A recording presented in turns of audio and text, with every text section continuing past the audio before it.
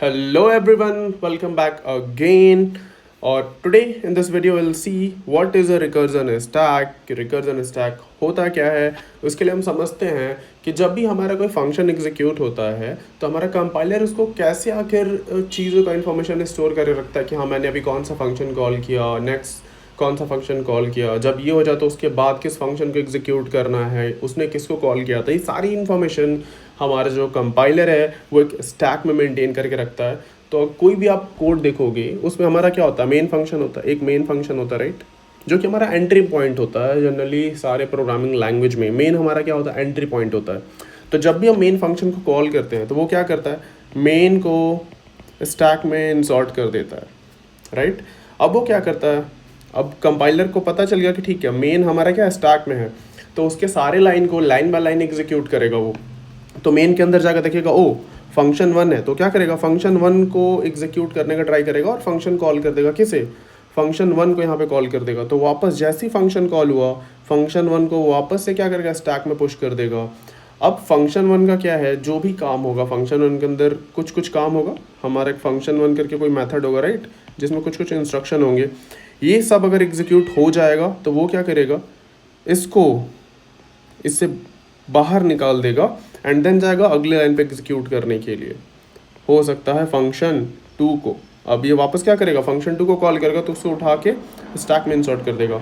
Same function to के लिए भी ये सारे काम करेगा कि अगर फंक्शन टू के सारे इंस्ट्रक्शन जो भी लाइन उसमें लिखे हुए हैं एग्जीक्यूट हो गए तो इसको फिनिश करेगा, बाहर आए इसको पॉप कर देगा। फिनिश करेगा मतलब कि बाहर निकाल देगा इस स्टैक से।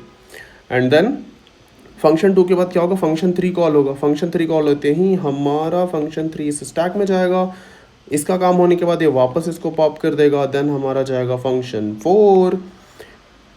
जब सारे लाइन फंक्शन फोर के एग्जीक्यूट हो जाएंगे तो इसको वो फिर से निकाल देगा। एंड अब क्या होगा, फंक्शन फोर के बाद क्या हो गया, ये ख़त्म हो गया। इसका मतलब मेन हमारा क्या है, एग्जीक्यूट होना बंद हो गया। तो मेन को भी सारे लाइन एग्जीक्यूट हो गए तो इसको भी बाहर कर देगा।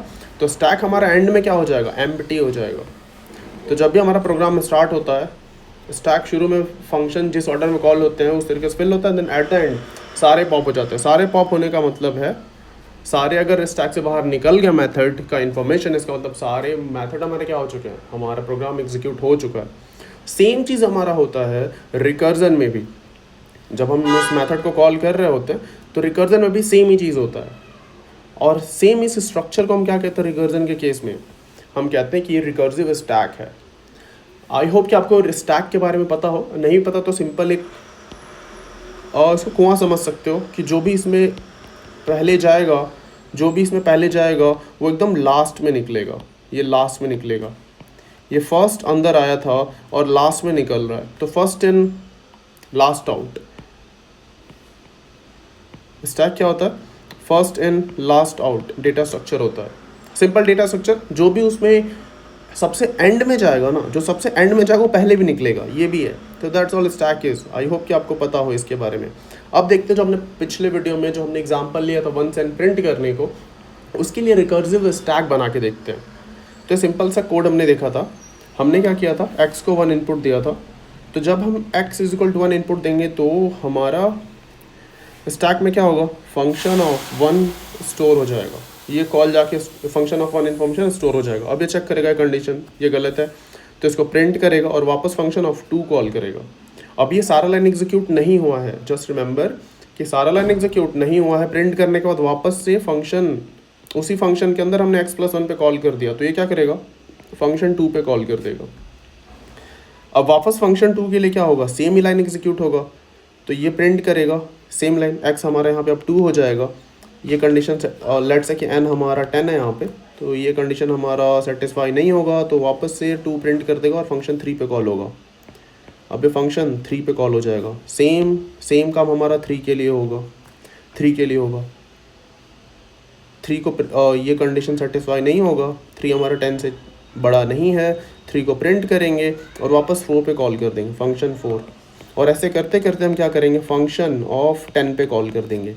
जब हमारा x 10 हो जाएगा, जब हमारा x 10 होगा, जब हमारा x 10 होगा तो ये कंडीशन क्या हो जाएगा, ट्रू हो जाएगा। एंड उस केस में रिटर्न कर देगा। रिटर्न करने का मतलब क्या है, रिटर्न करने का मतलब है कि यहाँ से फंक्शन 10 के लिए अगर हमने इसको इंसर्ट, ये स्टैक में इंसर्ट हुआ है, पुश हुआ है, और इसके बाद फर्दर एग्जीक्यूट नहीं होना है, तो यहाँ से क्या होगा, पॉप आउट हो जाएगा।